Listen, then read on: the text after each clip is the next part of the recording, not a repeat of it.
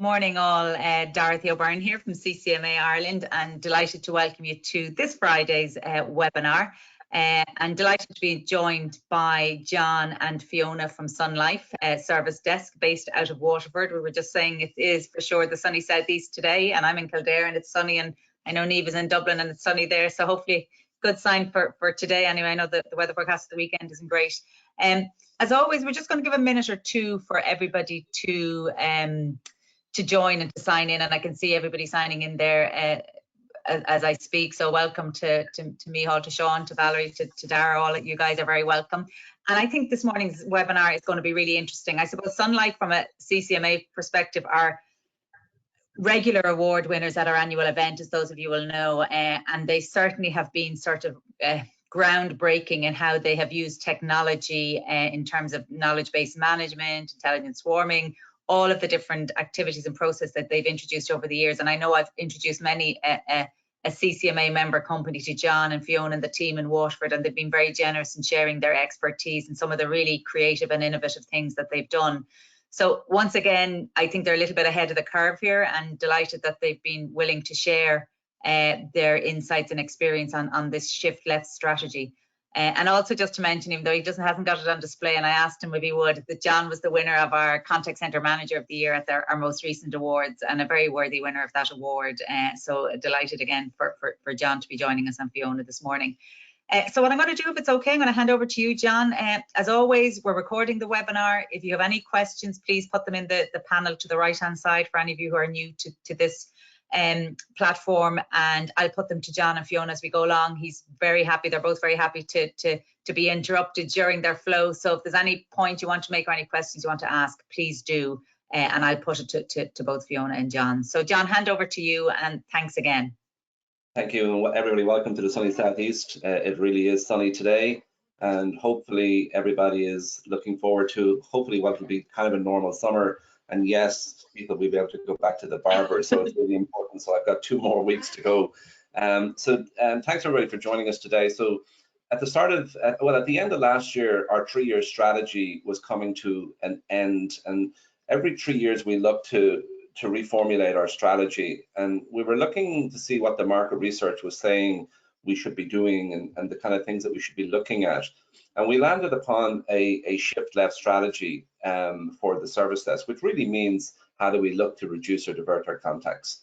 So at the end of last year, myself and Fiona locked ourselves away into virtual rooms and kind of trashed out what this should look like. And what we're going to go through with you today in kind of rapid pace is where we've landed on and how we've actually linked our own service desk strategy to the CIO strategy and the CEO strategy, which is really important because, you know, we need to link, we're an internal support desk, so we need to link our strategies to the overall company strategy to be effective.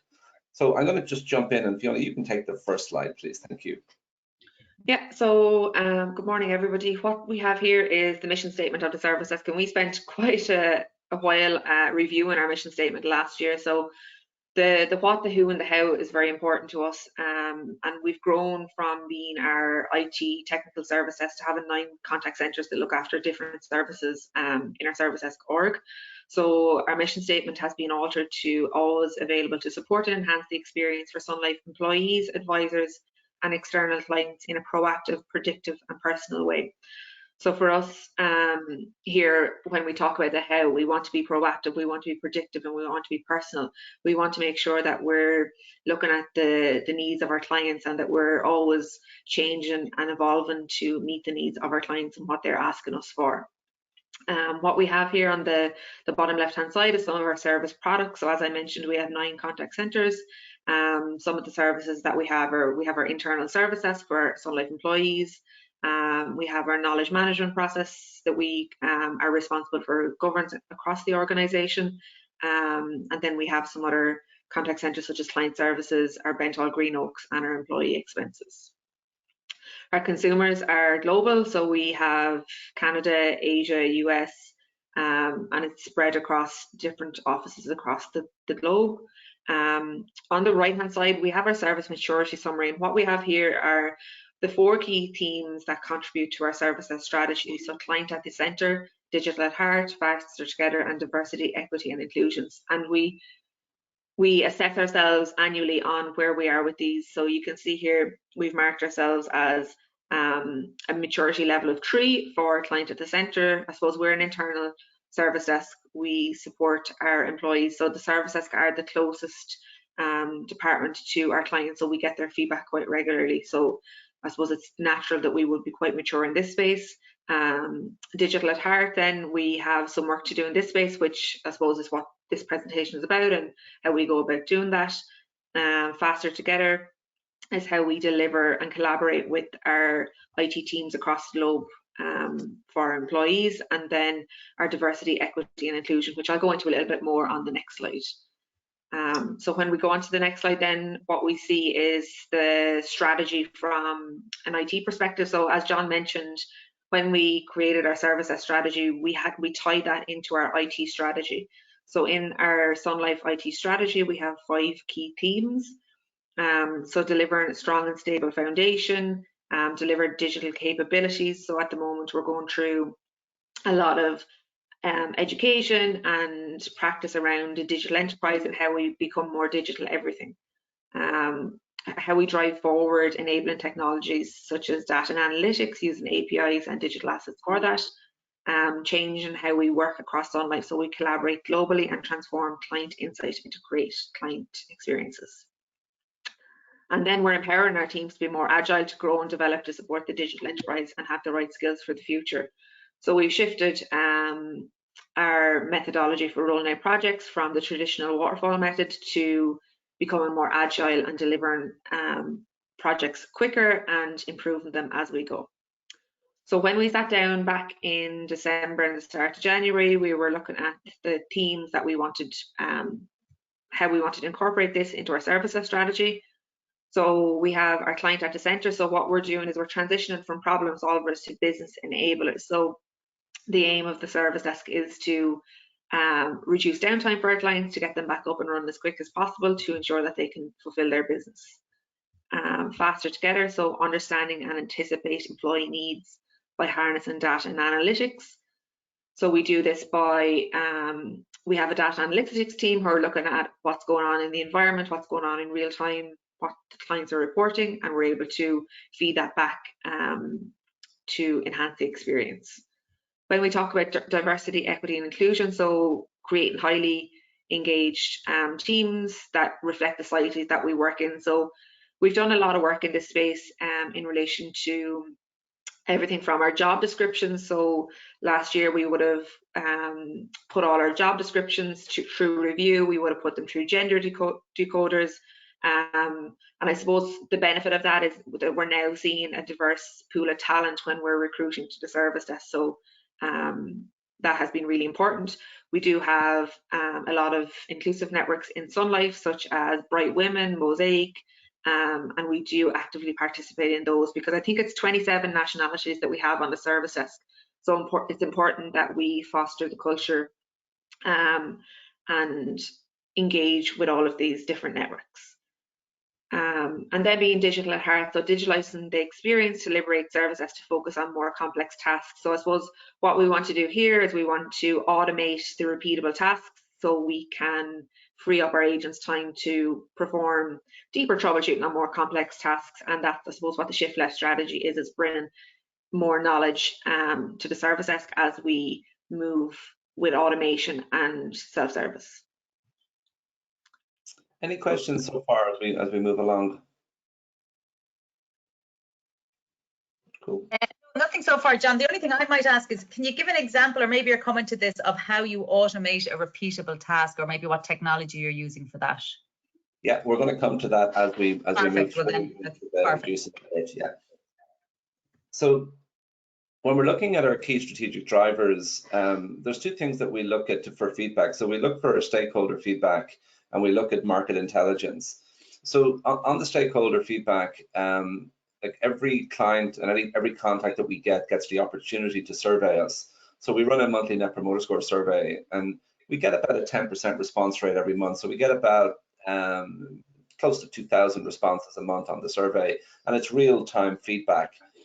So they are able to tell us exactly what they feel about the service. And what they tell us is that there's a high level of ownership in our culture.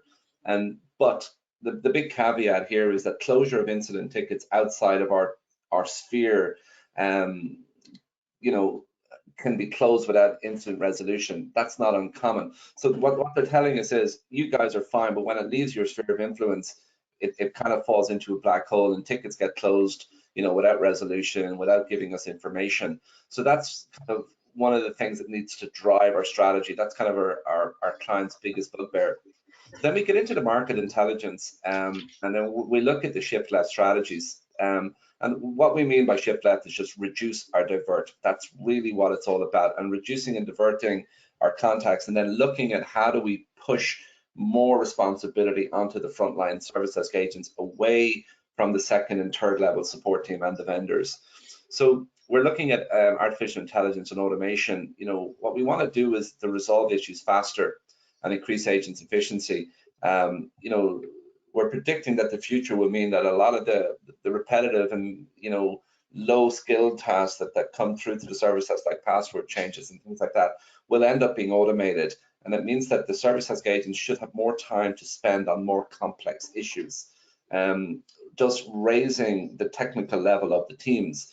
You know, there's a feeling in the industry that AI is going to de-skill us, but we're looking at the opposing view on that, is that the AI can remove some of the low-hanging fruit and give us actually more time on calls to upskill, and to take work away from the second level teams and the third level teams. And that's what that shift left strategy is.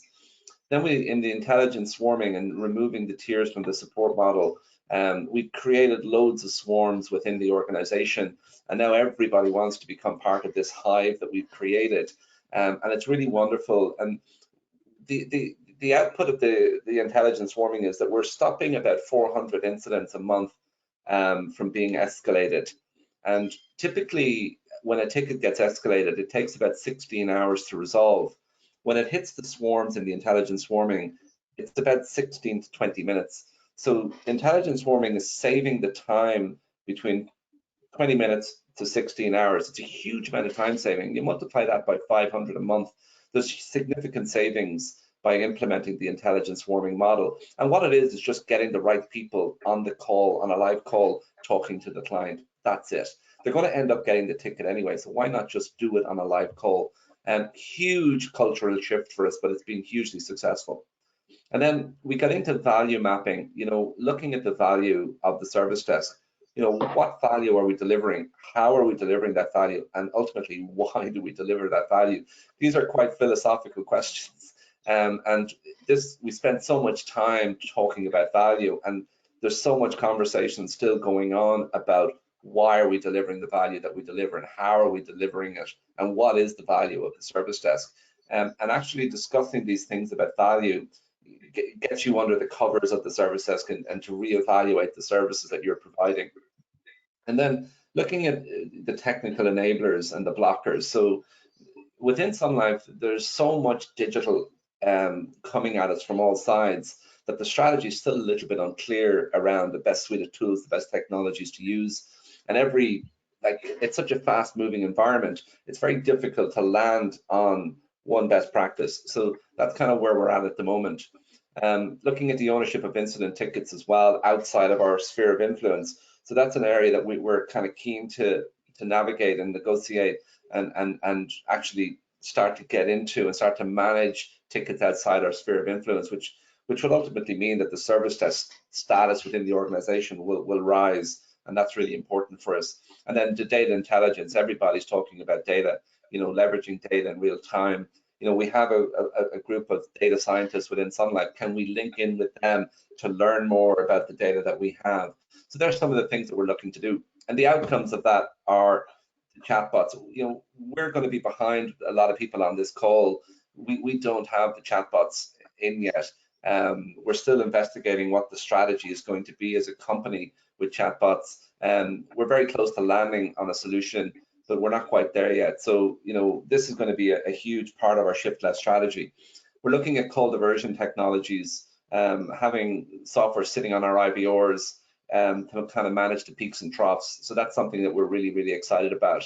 And then looking at speech to text analytics, you know, we have a voicemail channel and why not have that automated where the technology is just going to pick up the voicemails and create the tickets. And again, a lot of people on the calls here today will be thinking, my golly, why are you presenting, because you're so far behind us?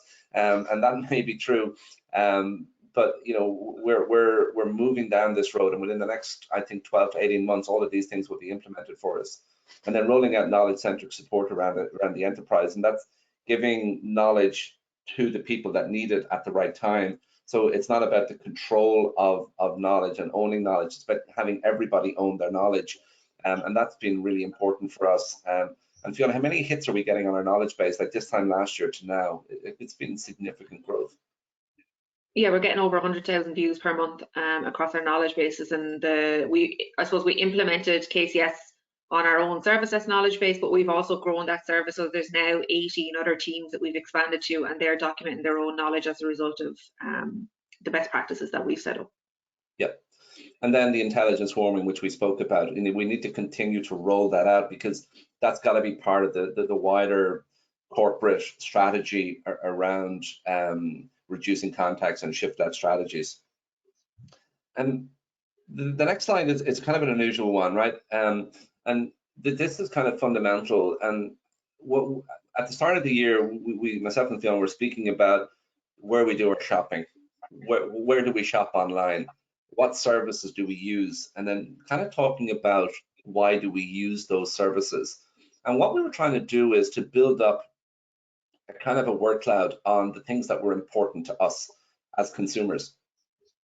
And you know, there were things that we look for in the companies that we use, and we're all users of products and services, and you know, we all have preferences. But why do we have those preferences?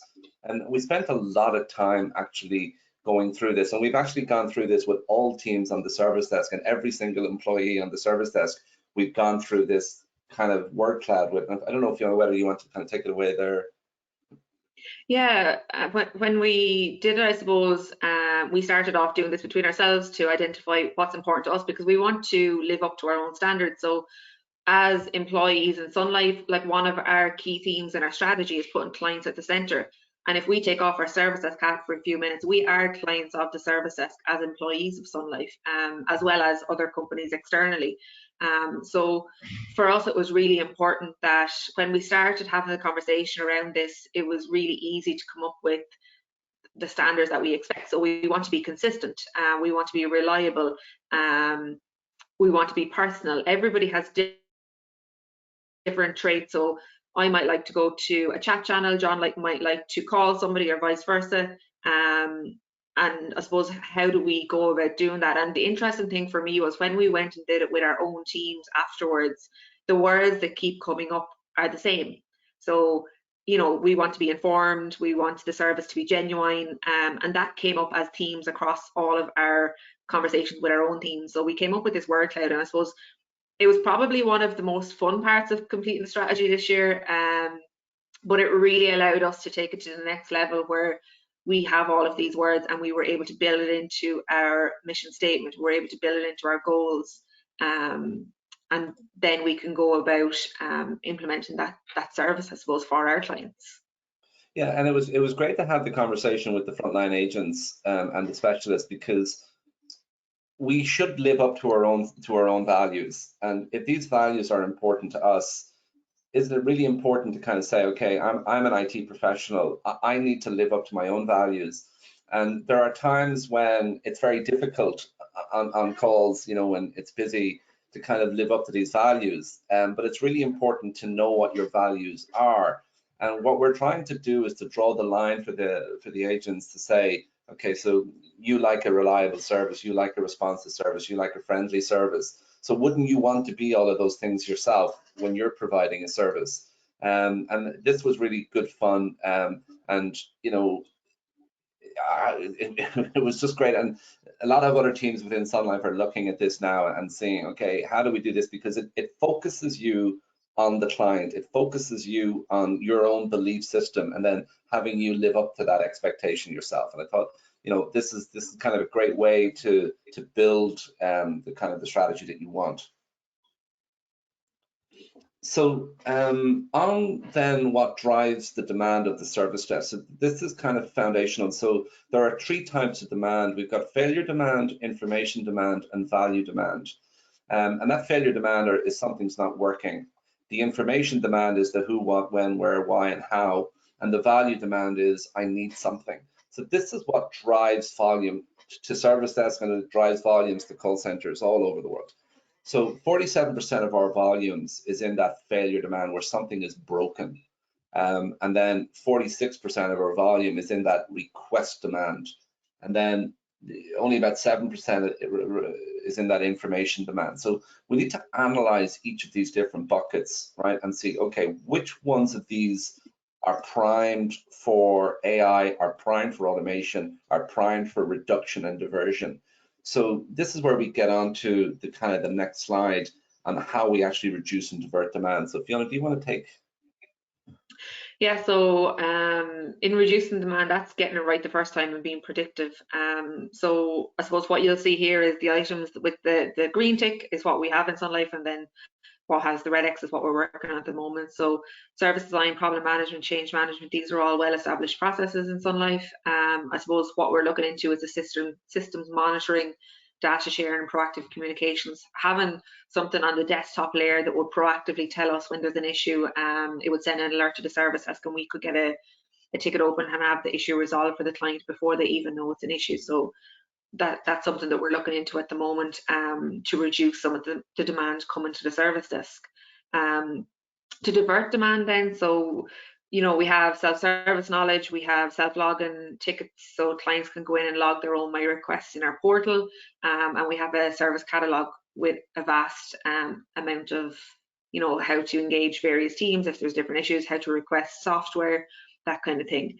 Our self-service knowledge base is highly used by our clients. We see between 7,000 and 10,000 clients using that knowledge base on a monthly basis. So what we're trying to do is we analyze the tickets that are coming to the service desk, what are the top call generators, and then anything that is applicable for self-service, we pop those into our self-service knowledge base. We also partner with our different IT teams in the organization, so as they roll out new software, hardware applications, they are linking to the self-service knowledge base to support clients from their communication. So that's really key, I suppose, to driving our clients to where the knowledge is held. As we mentioned earlier in the presentation, what we're looking at is on-hold technology, chatbots, Genius Bar, self-service passwords. We're looking at the passwords one with a close eye. That generates a lot of volume to the service desk, and a lot of that is a potential for automation. So that's kind of the focus at the moment, is to divert some of that demand away from the service desk. And as we mentioned, the chatbot strategy is, we're getting very close, so hopefully in the near future we can implement something like that. And Dorothy, to go back to your ask on some of the things that we've already done around automation, so that the self-logging and the automated logging has been a huge benefit to us. The service desk used to receive about 10,000 emails a month, and all of those emails would need to be processed and logged and as incidents or requests. We have that down to about 2,000 a month now, and 8,000 are going through the self-logging. So we have the automation software reading through the emails and analyzing where they need to go, what type of demand it is. Is it information demand? Is it failure demand, etc.? And it's logging the ticket and assigning the ticket to the preferred, or to the correct group. So that's a huge amount of hours that we've reduced from the environment already. So 8,000 a month is a significant amount for us, and getting rid of those last 2,000 is really difficult because they're quite complex. But we aim to kind of get rid of our email channel as a channel that we would process. We would want all of those processed and automated. The systems monitoring at the desktop layer, I'd love to know if anybody else is doing that, and that's a shout out to everybody on the call, because for us that there's a huge amount of information that we would be able to get from there, and to enable us to implement some systems to do the self triage. So you're kind of correcting problems before they even happen, and that's kind of where the future is for IT support desks.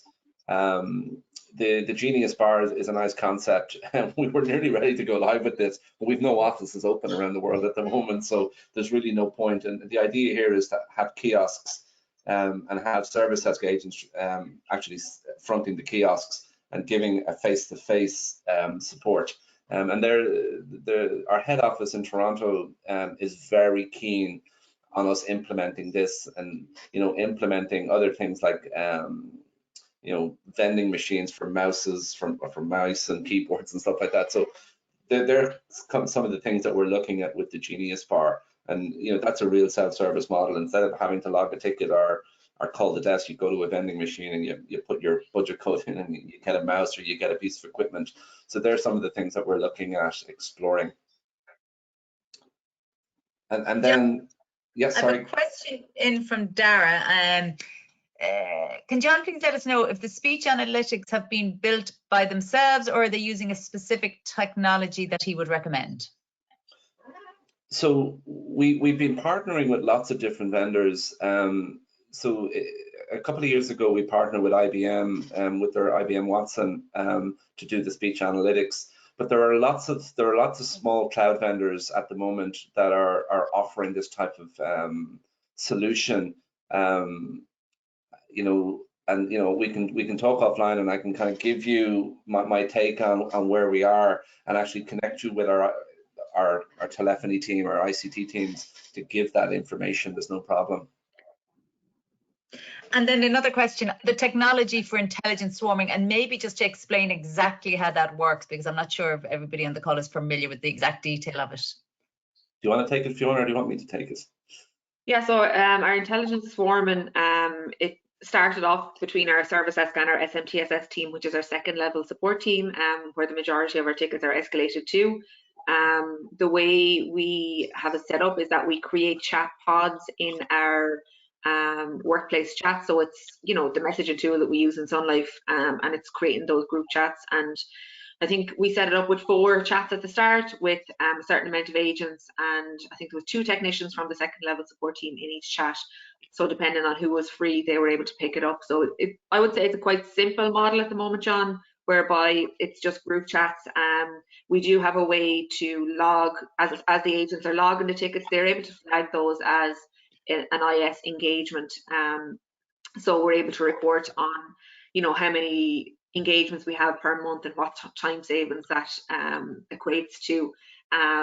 It's also been expanded to multiple teams across Sun Life. So as we're engaging with our business partners, our other IT teams, we're creating pods for specific scenarios, and it's just grown from that, where they're now permanent pods. And as we take on new projects onto the service desk for new applications, last year we rolled out Max across the organization as a choice, and we created a pod as a result of that, which has continued. And I suppose it's a way of the IS and KCS methodologies link in, because once the agent interacts with the second level support team, they are then able to create a knowledge document, so it's available for the next agent that receives a similar call. So you're really bringing the knowledge back, and you're closing the loop, because you're creating that knowledge article, so they may not go with the same question the next time. And that's how we're enabling the agents to work on more complex issues. Yeah, and the agents are getting real-time training from the second level support teams live on the calls as well. So something might be out of their expertise, and then when one of the second level guys is on the pod or coming onto the call, they're getting that live training. It's wonderful. So it's had a huge impact on your operation. I mean, apart from the what you spoke about earlier on the reduction in the duration of a ticket, or the life of a ticket, it's completely upskilling your frontline advisors or agents. Yeah, and we joke with the support teams and say they're now part of the service desk, and they actually are starting to believe that now. So that's what the swarm is. We're the hive. The service desk is the hive, and all of our IT partners now, when they come into the hive, they are part of the service desk, and it's wonderful. I'm conscious of time, John and Fiona. We've about 5 minutes. We're just coming up to 30, but we can go over for 5 minutes. I know people won't mind. This is the last slide, and this is just what shift left is. And it is all about shifting from vendor to tier 2 to level 2 to service desk to automation. This is what it is. And how do you do it? You define, continually identify opportunities to shift left, embed the knowledge, like Fiona is saying, provide the tools to succeed, and define what can be resolved versus escalated.